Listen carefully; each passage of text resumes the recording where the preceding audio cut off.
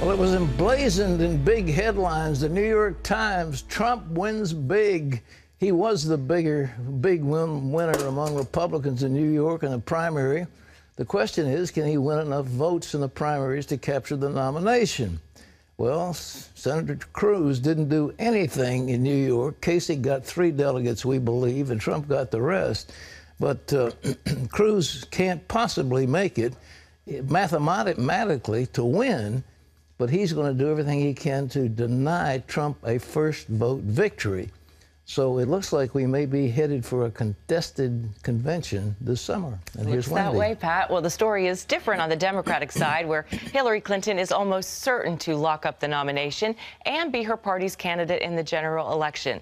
George Thomas has the story. New York delivered Donald Trump his most decisive victory this election campaign. We don't have much of a race anymore, based on what I'm seeing on television. Senator Cruz is just about mathematically eliminated. The billionaire tycoon won 60% of Tuesday's vote, the highest total he's gotten in any state. My first time ever voting, and I voted for him because he's the businessman that will get all the jobs, will get a lot of the jobs back into this country. Trump captured at least 89 of the 95 Republican delegates in the state. The landslide sets up Trump for next week when 5 more states, including Pennsylvania and Maryland, hold their nomination contests. I'm be nominated for the floor. But his opponent's John Kasich. Now here's what's happening. Nobody's going to get enough delegates. And Ted Cruz. All across the country, 65 to 70% of Republicans recognize that nominating Donald Trump hands the election to Hillary Clinton. Claimed that Trump won't have the 1,237 delegates needed to clinch the party nomination. Kasich won 23% and Cruz 14% of the New York vote Tuesday. As it stands today, Trump has 845 delegates. Cruz comes in with 559 and Kasich has 147. So Trump now has to win around 57% of the rest of the remaining Republican primary votes to win the nomination before the GOP convention, while Cruz has to win 99%. In the Democratic race, it was a huge night for Hillary Clinton. Today, you proved once again there's no place like home. Mrs. Clinton, who represented the state in the Senate for 8 years, won by double digits over Vermont Senator Bernie Sanders. But Sanders isn't giving up just yet. It looks like Penn State is ready for a political revolution.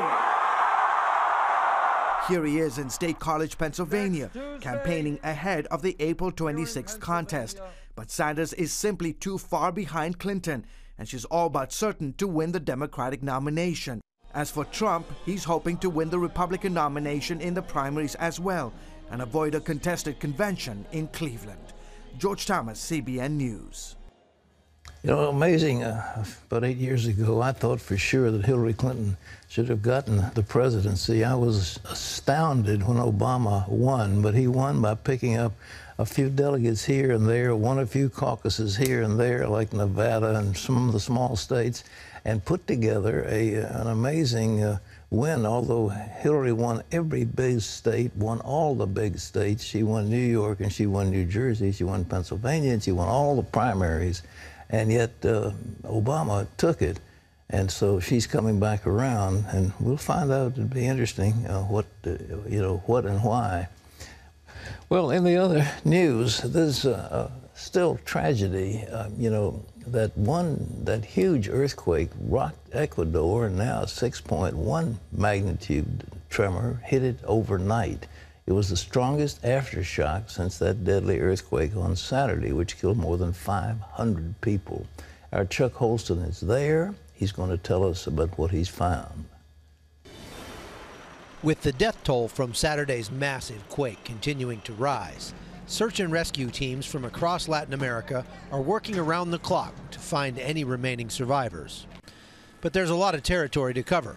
Every town and village up and down the northern coast of Ecuador was affected. Hundreds of thousands are without water and power. Heavy equipment operators are in short supply, while residents pick through the unstable rubble to salvage anything of value. Just weeks ago, I was in northern Iraq viewing the aftermath of a city destroyed by ISIS. The similarities are striking. In Iraq, this destruction was caused by bombs and explosives. Here in Puerto Viejo, the damage was done by the strongest earthquake in more than 60 years. Resident Patricio Villavicencio agrees. This here is like a war you'd see on television. All the buildings, my place of work, all destroyed. And he's not sure what he'll do next. I feel very uncertain about what will happen next. This will take months to clean up, and after that, we will have to start over. This thing is terrible, and who knows what comes next. What's going on behind me is exactly what the rescuers hope not to find, and that is a body. This one happened to be an 11-year-old girl who was buried in the rubble. And so now comes the delicate process of having to remove the remains. What might be even more difficult to handle are those with loved ones still alive, but trapped under tons of rubble. They're scrambling these workers right now and getting a bunch of people in here because they just received a phone call from this building. There's a woman's husband trapped in there, and he's calling for help.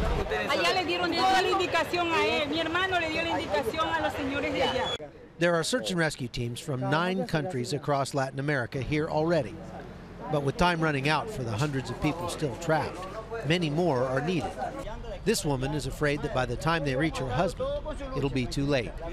One of the dangers facing those still trapped is dehydration, but that's also now a huge problem for those who escape the quake. Water stations across the area are being overwhelmed, and people wait in line for hours for a simple bag of food or a bottle of water. CBN is on the ground here in Ecuador with emergency medical teams, doctors and nurses treating the injured, and at the same time mobilizing food and water for distribution. And in just a couple of days, CBN will deliver water purifying devices that will clean 1,000 gallons of water a day for the communities hardest hit by the earthquake here. Chuck Holt, CBN News, Puerto Viejo, Ecuador. It is terrible that those tragedies take place in the poorest regions, people who are already survival, right on the edge of poverty, and then everything they have wiped out. We're there to help them.